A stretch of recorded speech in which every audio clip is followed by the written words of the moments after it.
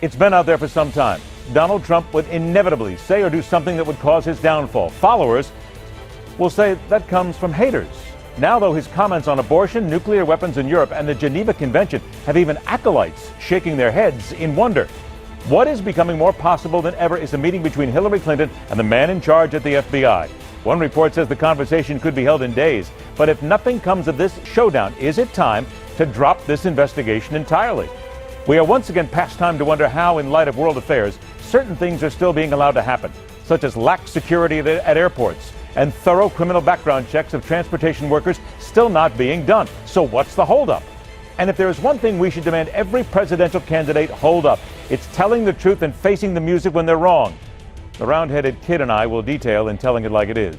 Face the future. Question everything. I'm Ed Berliner. This is The Hardline for Thursday, March 31st, 2016.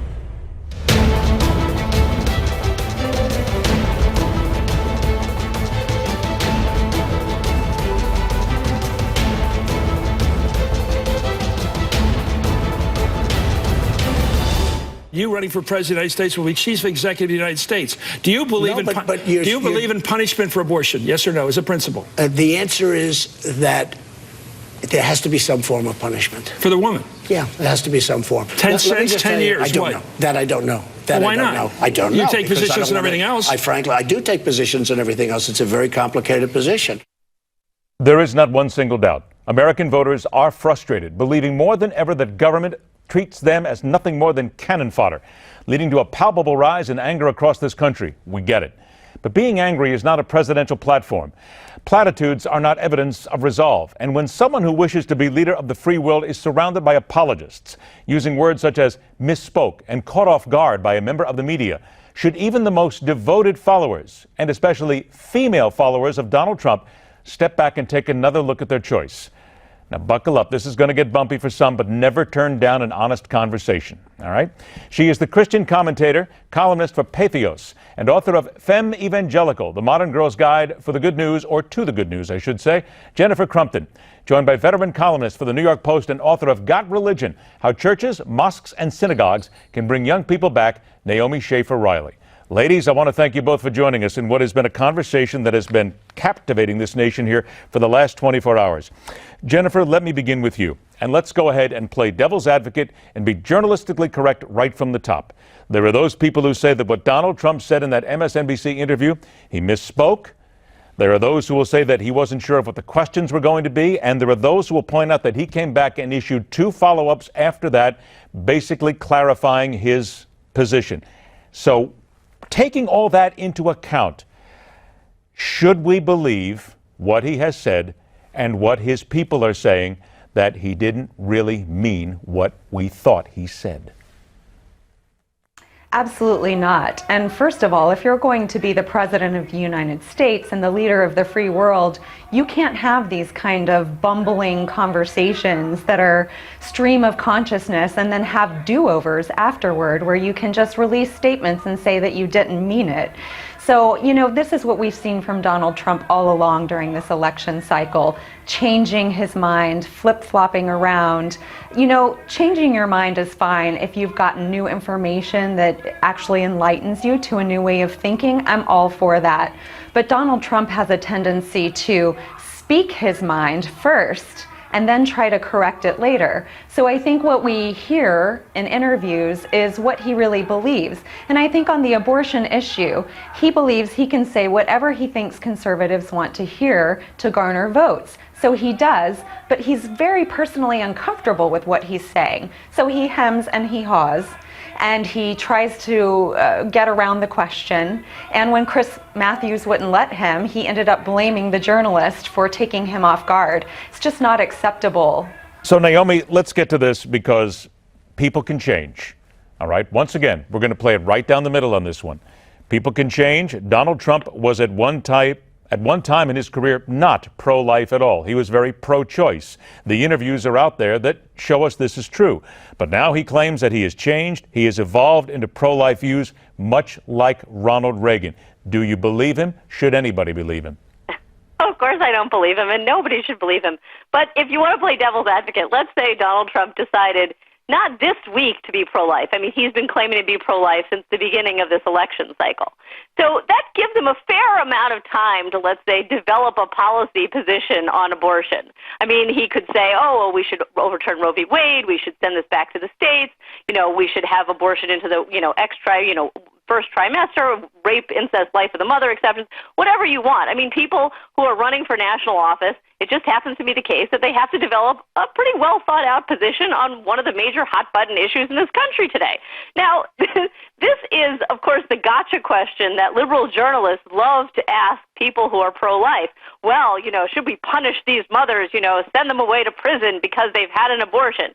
And every pro-life person and every pro-life politician in their right mind knows the answer to that question. No, of course not. That would be insane.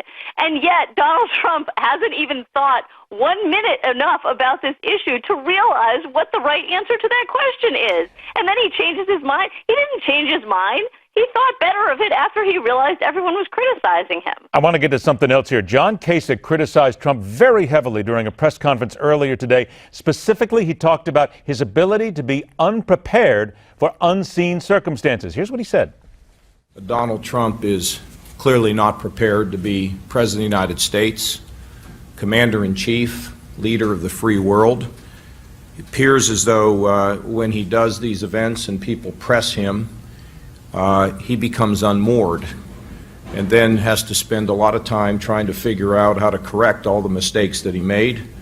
And I have to tell you that as a Commander-in-Chief and leader of the free world, you don't get do-overs.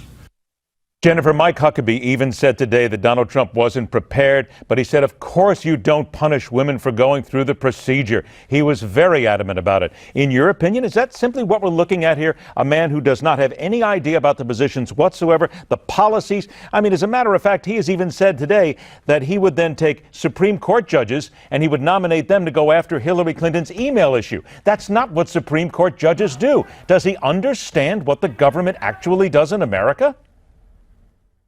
I think Donald Trump has proven over and over, Ed, that he has no idea how this country is run. He doesn't understand NATO. He doesn't understand Supreme Court justices and what they do. There's a lot that Donald Trump doesn't understand. And hey, I get it that his supporters are looking for somebody who's out of the mainstream. But ignorance is not the way to go. And it's a little bit frightening that we would elect someone to the highest office who has no idea how things work and doesn't feel like he really needs to sit back and learn or to think about these things. And so far, he's been able to really get away with saying whatever pops to the top of his mind. That's what his supporters originally liked about him. That's what attracted them to him. But at this point, it's starting to increasingly get him in trouble. And I think one of the things he's not considering is that single women voters are going to change election 2016. He needs to really think about his policies and what he's saying to that particular voting bloc. Let me do this on policies here. Naomi, there are people out there today, including David French from the National Review, who talked about as a nominee, Donald Trump would do incalculable damage to the pro-life cause. Today, we are hearing a number of people, pro-abortion supporters, who are coming out and saying, this is exactly what the right and pro-life have always wanted. Donald Trump is putting forward exactly what we knew the right always wanted with regard to abortion. Is it not fair to say that this is incalculable damage is not a bad way to put it? You can't measure what this is doing to the actual effort. No, it is absolutely incalculable damage, and it's incalculable damage to the entire conservative movement. I mean, conservatives were not waging a war on women until Donald Trump. I mean, this was the sort of myth of the last campaign that conservatives didn't like women for some reason.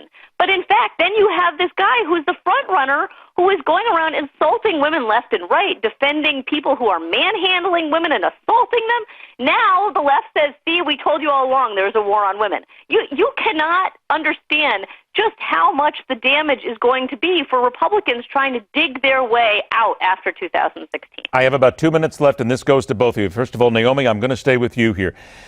This is about women voters who, if you look at, can now change this election in so many ways.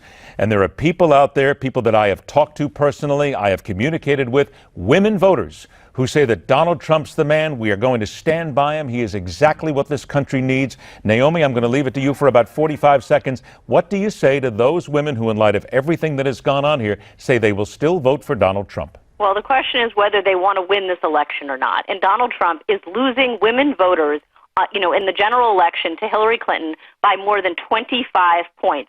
That is a gender gap that is twice the size of what Romney and McCain have. You cannot win this election with that kind of gender gap. And even worse, Donald Trump, with those numbers, Donald Trump cannot even exploit the fact that many men can't stand Hillary Clinton.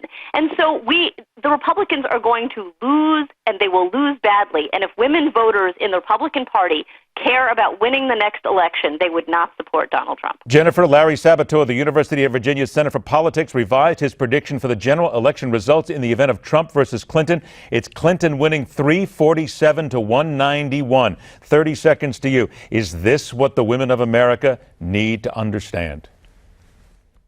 Yes, and Donald Trump needs to understand that in 2012, single women made up 23% of the electorate. They came out hardcore for Barack Obama because they felt like he understood the needs of their daily lives, what makes their daily life work.